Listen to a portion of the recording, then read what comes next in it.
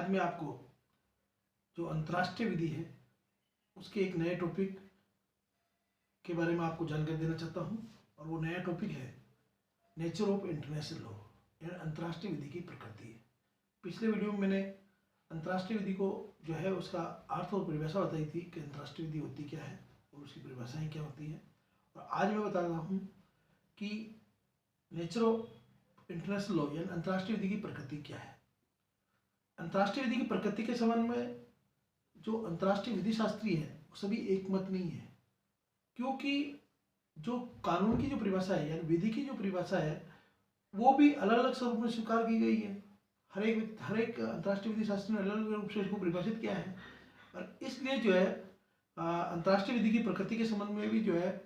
जो इंटरनेशनल जो जूरिस्ट है या अंतर्राष्ट्रीय विधि शास्त्री है वो एक मत नहीं है। कुछ अंतर्राष्ट्रीय विधि शास्त्री जो है अंतर्राष्ट्रीय विधि को विधि मानते हैं, और कुछ ऐसे अंतर्राष्ट्रीय विधि शास्त्री जो है इसको विधि मानते ही नहीं है। तो इस संबंध में यानी सामान्य रूप से देखा जाए तो अंतर्राष्ट्रीय विधि शास्त्री दो मतों में बटे हुए हैं कि एक यह मत कि अंतर्राष्ट्रीय विधि वास्तव में विधि नहीं है या सत्य अर्थ में ये विधि नहीं है, और कुछ जो विधि शास्त्री जो मानते हैं कि अंतर्राष्ट्रीय विधि विधि है। तो मैं इन दोनों तर्कों के आधार पर या दोनों जो विधि शास्त्री हैं इनके मतों के आधार पर आपको इसकी प्रकृति के बारे में जानकारी देना चाह रहा हूँ कि जो विधि शास्त्री ये मानते हैं कि अंतर्राष्ट्रीय विधि विधि नहीं है, उसके पक्ष में जो तर्क देने वाले विधि शास्त्री हैं उनमें जो है जो होब्स जो इंटरनेशनल जूरिस्ट है ये होब्स, फ्यूफेनहोर्फ, स्पिनोजा, ये जो है तीनों जो है अंतर्राष्ट्रीय विधि शास्त्री इसके प्रतिपादक है जो ये मानते हैं कि अंतर्राष्ट्रीय विधि विधि नहीं है। और इस जो मत का अन्य जो विधि शास्त्रियों ने जो समर्थन दिया उसमें है जो है ऑस्टिन, चेंथो ब्राउन, हॉलैंड और जो है जर्मी बेंथम, ये अन्य विधि शास्त्री जिन्होंने कि इसका समर्थन किया,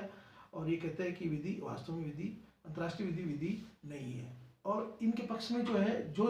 विधि शास्त्री मानते हैं कि अंतर्राष्ट्रीय विधि विधि नहीं है, इनके पक्ष में जो इन्होंने तर्क दिए, जो उन्होंने समर्थन में तर्क दिए कि हाँ इन कारणों से जो है अंतर्राष्ट्रीय विधि विधि नहीं है, वो जो तर्क है उनमें एक तर्क है जैसे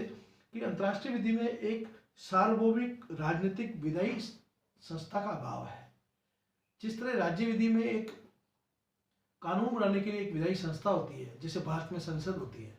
उसी तरह अंतर्राष्ट्रीय विधि में ऐसी कोई एक संस्था नहीं है जो सार्वभौमिक जिसको सभी देश माने, को जो है यूनिवर्सल यानी यूनिवर्सल जो है लेजिस्लेटिव कोई भी ऑर्गेनाइजेशन नहीं है। दूसरी जो तर्क दिया इन्होंने कि अंतर्राष्ट्रीय विधि के अंतर्गत जो है एक राजनीतिक जो है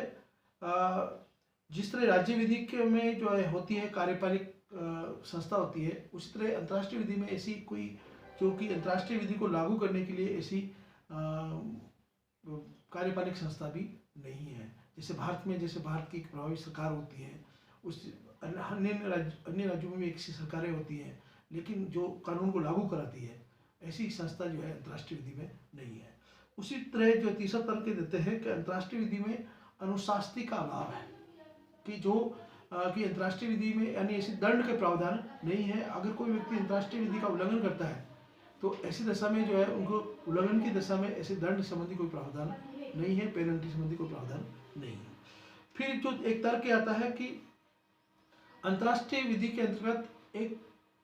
कॉम्पिटेंट कोर्ट का अभाव है, यानी सक्षम न्यायपालिका का भी अभाव है जिसके अंतर्गत जो है न्याय प्राप्त करने के लिए व्यक्ति जाए। तो ये जो मत ऐसे होते हैं जो कहते हैं कि अंतर्राष्ट्रीय विधि विधि नहीं है, और इसमें विशेषकर जो ऑस्टिन ने कहा, ऑस्टिन की विधि की जो परिभाषा है वो ये कहती है कि अंतर्राष्ट्रीय विधि क्या है, तो उन्होंने विधि को परिभाषित किया। उन्होंने कहा कि विधि एक संपर्कों का समादेश है जिसके पीछे अनुशासनी होती है। यानी ऑस्टिन ने जो इस परिभाषा में तीन बातें बताई कि विधि के अंदर ये तीन बातें होना जरूरी होती है तभी वो विधि की श्रेणी में आएगी। एक संप्रभु संस्था होनी चाहिए, एक समादेश उस संप्रभु एक जो आदेश देने वाला एक संस्था होनी चाहिए, और एक होती है अनुशासनी। ये तीन चीजें उसमें होना जरूरी है, और ऑस्टिन का ऐसा मानना है कि जो है अंतर्राष्ट्रीय विधि में इन तीन तत्वों की जो है कमी है। जैसे ऐसी कोई विधायी संस्था नहीं है, सार्वभौमिक संस्था नहीं है अंतर्राष्ट्रीय विधि में। फिर उन्होंने कहा कि जो इन विधि को लागू कराने के लिए जो नियमों को लागू कराने के लिए ऐसी कोई संस्था का भी अभाव है, और अनुशासनी का भी जो है अभाव है, इसलिए जो है अंतर्राष्ट्रीय विधि विधि नहीं है। और इन्होंने एक तरह से कहा कि अंतर्राष्ट्रीय विधि विधि ना होकर एक शुद्ध अंतर्राष्ट्रीय नैतिकता मात्र है। तो ये तो हुए जो मत है कि जो अंतर्राष्ट्रीय विधि को विधि नहीं मानते हैं। अब कुछ ऐसे विधि शास्त्री थे जो ये मानते हैं कि अंतर्राष्ट्रीय विधि विधि है, और वो अपने पक्ष में तर्क देते हैं कि जो है उन्होंने कहा कि आज वर्तमान में अंतर्राष्ट्रीय विधि का काफ़ी विकास हो चुका है,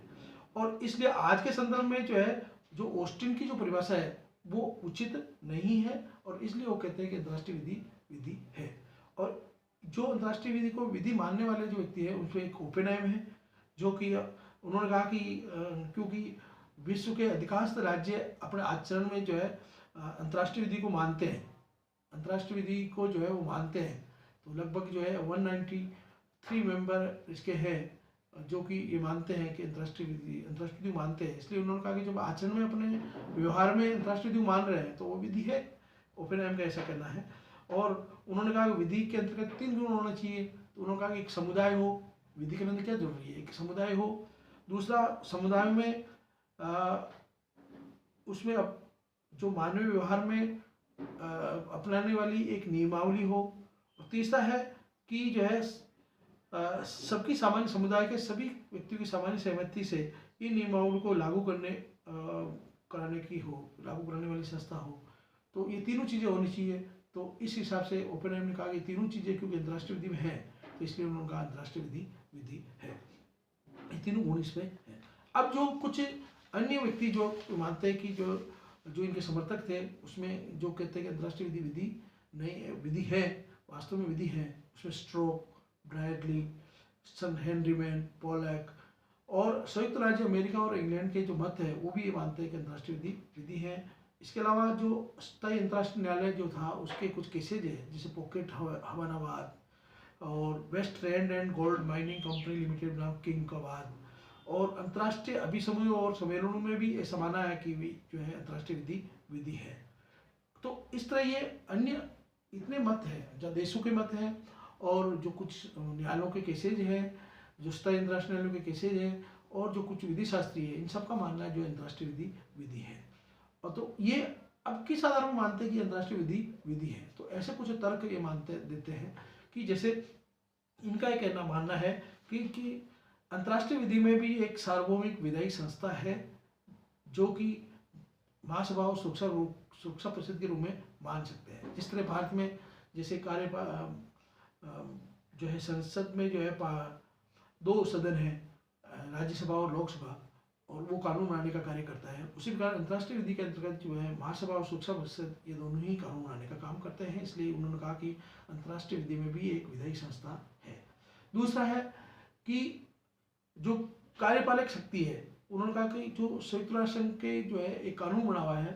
जो चार्टर बना हुआ है जिसको कहते हैं UNO charter, United Nation Organisation charter जो है, वो चार्टर बना होता है। अगर कोई व्यक्ति उस चार्टर का, कोई देश उस चार्टर का उल्लंघन करता है, राज्य उसका उल्लंघन करता है, तो ऐसी दशा में सुरक्षा परिषद जो है उसको जो है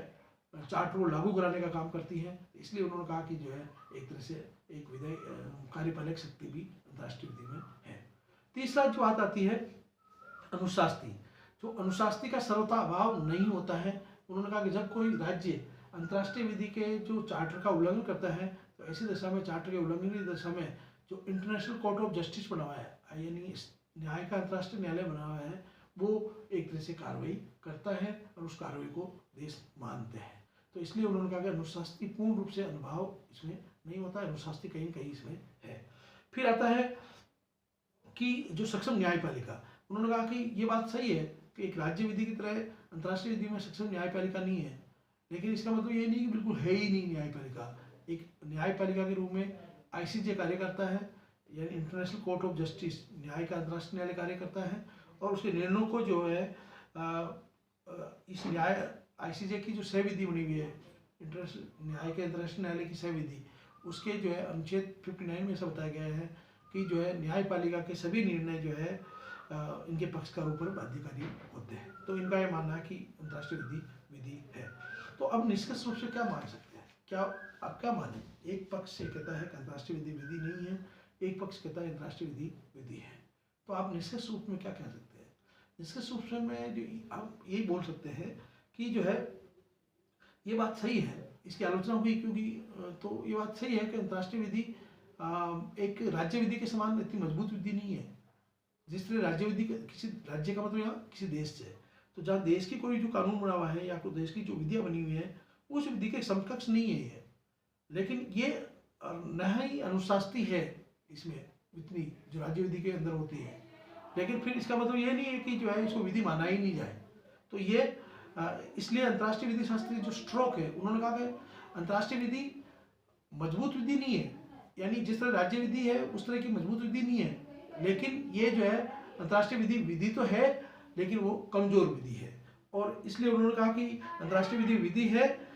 वो जो दुर्बल विधि है, परंतु वो जो है बिल्कुल ही विधि नहीं है, ये बात बिल्कुल गलत है। और ये इसलिए अंतर्राष्ट्रीय विधि को विधि जो है ये कमजोर विधि मानते हुए जो है अंतर्राष्ट्रीय विधि को विधि माना है। धन्यवाद।